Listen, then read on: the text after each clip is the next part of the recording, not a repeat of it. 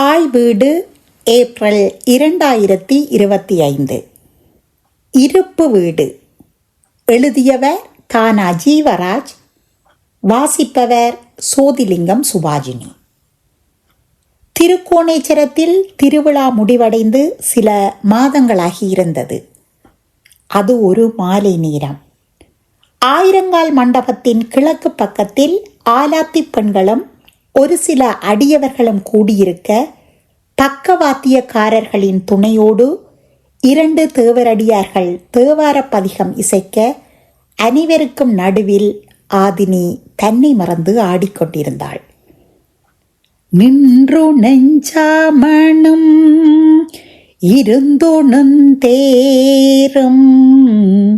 நெறியலாதன புறங்கூற வென்று நஞ்சுண்ணும் பரிசினரொரு பால் மெல்லியலாளோடும் உடனாகி துன்று மொன்போவ மவ்வலும் சூழ்ந்து தாழ்ந்துரு திரை பல மோதி கொன்று முன்கானல் வாசம் வந்துலவும் கோணமாமலை அமர்ந்தாரே. நின்று உண்ணும் வழக்கமுடைய சமணர்களும் இருந்து உண்ணும் வழக்கமுடைய பௌத்தர்களும் சிவபெருமானை பற்றி உண்மை அல்லாதவற்றை சொல்லி குறை கூறுகின்றார்கள். ஆனால் எம்பெருமான் சிவபெருமானோ நஞ்சையே உண்டு தேவர்களை காத்த பெருமைக்குரியவர் என்ற திருஞான சம்பந்தரின் தேவார பதிகத்துக்கு ஏற்றவாறு ஆதினி அபிநயம் பிடித்தபோது சுற்றியிருந்த கூட்டம் அவள் நடனத்தில் மெய்மறந்திருந்தது. சிறுவயதில் தான் பொருளறியாது மனனம் செய்து மனமுருகி பாடுகின்ற தேவார பதிகத்தில் இத்தனை விடயங்கள் ஒளிந்திருக்கிறதா என்று ஆச்சரியத்தோடு ஆதினியின் அசைவுகளை கண்ணிமைக்காமல் பார்த்து கொண்டிருந்தாள் சுந்தரியார். அதிலும் குறிப்பாக என்னப்பன் சிவபெருமான் நஞ்சியை உண்டவர் என்றவாறு எதிர்த்தரப்பினரை கேலி செய்வது போல ஆதினி 2வது முறையாக அபிநயம் பிடித்த போது சுந்தரியார் அவளையும் அறியாமல் கிளுக்கென்று சிரித்து விட்டாள். சுந்தரியாரின் சிரிப்பினை பார்த்து தானும் சிரித்தவாறே ஆட்டத்தை நிறுத்தி கொண்டாள் ஆதினி. மனுஷர் தங்களுக்காக மட்டுமல்ல கடவுள்களுக்காகவும் சண்டை பிடிச்சு கொள்ளுறாங்க, அப்படித்தானே என்றாள் செம்பரத்தை. இருக்காதா பின்ன, சண்டை பிடிக்கணும். அதற்கு காரணம் மண்ணாயிருந்தா என்ன, பொன்னாயிருந்தா என்ன, பெண்ணாயிருந்தா என்ன, ஏன் எங்களை படைச்ச கடவுளாயிருந்தா என்ன என்றாள் வேதம்மை. இதிலையும் எனக்கு ஒரு சந்தேகம் இருக்கு, கேட்டா அடிப்பீங்க என்றாள் செம்பரத்தை. தயவு செய்து வாயை திறக்காத தாயே என்று செம்பரத்தியை பார்த்து 2 கைகளையும் கூப்பி வணங்கினாள் திருவுடையாள். பாவம் விடு, கேட்கட்டும் என்றாள் பாலாத்தை. திருஞான சம்பந்தமூர்த்தி நாயனார் இந்த பதிகத்தில் பாடினது நடந்ததையா இல்லை இனி இந்த கோணமாமலையில நடக்க போறதையா என்றாள் செம்பரத்தை. யாருக்கு தெரியும் என்று ஏதோ சொல்ல வள்ளியம்மை எத்தனித்த போது ஆலய பணியாளர் ஒருவர் அவர்களை நோக்கி வந்தார். அவர்கள் அனைவரையும் கருகுல கணக்கர் அழைத்து வரச் சொன்னார் என்ற தகவலை அவர் அவர்களுக்கு வழங்கினார். ஆதினியின் நடனத்தை கண்டு மகிழ்ந்ததை தொடர்ந்து அரட்டை அடிக்க எத்தனித்த கூட்டத்தினர் அமைதியாக எழுந்து கருகுல கணக்கரை சந்திப்பதற்காக நடக்க தொடங்கினர். திருவிழா முடிஞ்சு கனநாள் ஆயிற்றே, இப்ப என்ன வேலைக்கு கூப்பிடுறாரோ என்றாள் புவனப்பிள்ளை. காசு என்னவா கூப்பிட போறார், சனம் கொடுத்த நேர்த்திக்கடன் பொருட்களை பிரிக்கத்தான் கூப்பிடுகிறார் போல என்றாள் கோணாத்தை. திருவிழா என்றால் நிறைய காசு வருமா அக்கா என்றாள் சுந்தரியார்.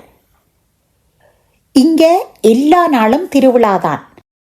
திருவிழா காலங்களில நேர்த்திக்கடனாக சனம் கொடுத்த சுவாமிக்கு சாத்துகிற பட்டாடைகளை தரம் பிரித்து கருகுல கணக்கன் பத்ததியில எழுத போறார் போல கிடக்கு.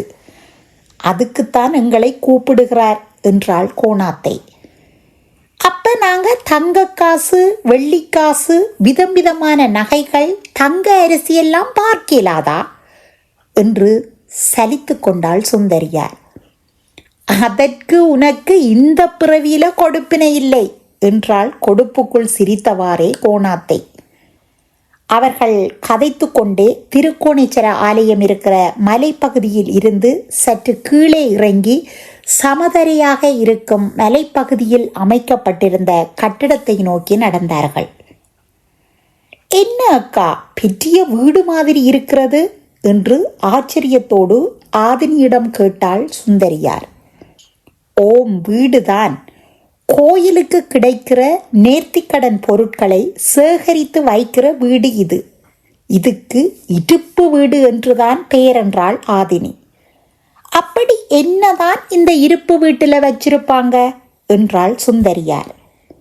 இங்க 3 அறை இருக்குது சுந்தரி. முதலாவது அறையில கோயிலுக்கு சொந்தமான அசையும் அசையா சொத்துக்கள் எல்லாம் விவரமாக ஓலைச்சுவடிகளில் எழுதப்பட்டு பாதுகாக்கப்படும். பிறகு அதில் உள்ள விவரங்கள் காலத்துக்கு காலம் செப்பு பட்டயங்களில் பொறிச்சு வைக்கப்படும் என்றாள் ஆதினி. அப்படி என்னென்ன விவரங்கள் எழுதி வச்சிருப்பாங்க அக்கா என்றாள் சுந்தரியார். நெல் வயல், தென்னந்தோட்டம், குடியிருக்க காணி விவரங்கள் எல்லாம் முறையாக அளக்கப்பட்டு எல்லைகள் தெளிவாக குறிக்கப்பட்டு பதிவு செய்யப்பட்டிருக்கும். இது தவிர தங்க நகைகள், வெள்ளி நகைகள், வெண்கல நகைகள், பாத்திரங்கள், நித்திய பூசைக்கு பயன்படுத்தப்படும் பொருட்கள், ஆலயத்திற்கு நேர்த்திக்கடனாக வழங்கப்பட்ட பசுக்கள், ஆடுகள், கோழிகள் பற்றிய விவரங்கள் எல்லாம் அதில் பதிவு செய்து வைத்திருப்பாங்க என்றாள் ஆதினி. அப்ப மற்ற 2 அறையிலும் என்ன இருக்கும் அக்கா என்றாள் சுந்தரியார். 2வது அறையில் ஆலயத்திற்கு சொந்தமான பாத்திரங்களும் தளபாடங்களும், பூசை பொருட்கள், திருவிழா காலங்களில பயன்படுத்தப்படும் பொருட்களும் வைக்கப்பட்டிருக்கும். 3வது அறையில துணிகள் அடுக்கி வைக்கப்பட்டிருக்கும் என்றாள் ஆதினி. தங்கம், வெள்ளி நகைகள், மாணிக்கங்கள் எல்லாம் இருக்கும் என்று சொன்னீர்களே, அது எல்லாம் எங்க என்று ஆச்சரியத்தோடு சுந்தரியார் கேட்டாள். எண்ணுறதெல்லாம் இங்க வச்சுதான் எண்ணுவாங்க. ஆனால் அதெல்லாம் எங்க கொண்டு போய் மறைச்சு வச்சிருக்காங்க என்று யாருக்கும் தெரியாது. கோணமாமலையில 7 குகைகள் இருக்கிறதா சொல்லுவாங்க. அந்த குகைக்குள்ளதான் தங்கம், வெள்ளி, விலை உயர்ந்த நகைகள் எல்லாம் பாதுகாப்பாக வைக்கப்படுகிறதா காலாகாலமாக சொல்லி வராங்க. ஆனா நாங்க யாரும் அதை கண்டதில்லை என்றாள் கோணாத்தை. இருப்பு வீட்டின் வலது பக்கமாக ஆலயத்துக்கு சொந்தமான கால்நடைகளுக்கான பண்ணை இருந்தது. அதில் பசுக்கள், காளைகள், ஆடுகள், கோழி என்பன தனித்தனியாக பராமரிக்கப்பட்டு வருவதை அவர்கள் பார்த்து கொண்டு சென்றார்கள். ஆலயத்துக்கு சொந்தமான காணிகளில் இருந்து கால்நடை வரைக்கும் துல்லியமாக இருப்பு வீட்டில் இருக்கிற ஓலைச்சுவடியில குறித்து வைத்திருப்பாங்க என்று சுந்தரியாரை பார்த்து ஆதினி கூறினாள். கேட்கவே ஆச்சரியமாக இருக்கிறது அக்கா. இவ்வளவு நுணுக்கமாக ஆலயத்துக்குரிய சொத்துக்களை பதிவு செய்து இருப்பு வீட்டில் வைத்து பாதுகாப்பதை பார்க்க சந்தோஷமாக இருக்கிறது என்றாள் சுந்தரியார். அங்க பாரு சுந்தரி, அந்த பசுவில சுட்டி இருக்கிற குறி கூட இருப்பு வீட்டில் இருக்கிற ஓலைச்சுவடியில் பதியப்பட்டு இருக்கும்.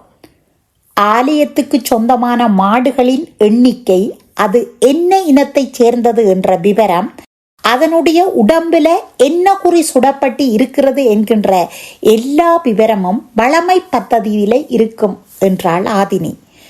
ஆதினி சொல்லிக்கொண்டு வந்ததில் கவனம் செலுத்தாது, இப்படி பெரிய குறியாக சுட்டிருக்கிறார்களே, பசுக்கு எப்படி வெளிச்சிருக்கும் என்று கேட்டாள் சுந்தரியார். பதில் சொல்லாமல் இலட்சணை பொறிக்கப்பட்ட தனது தோள்பட்டையை தடவி பார்த்து கொண்டாள் ஆதினி.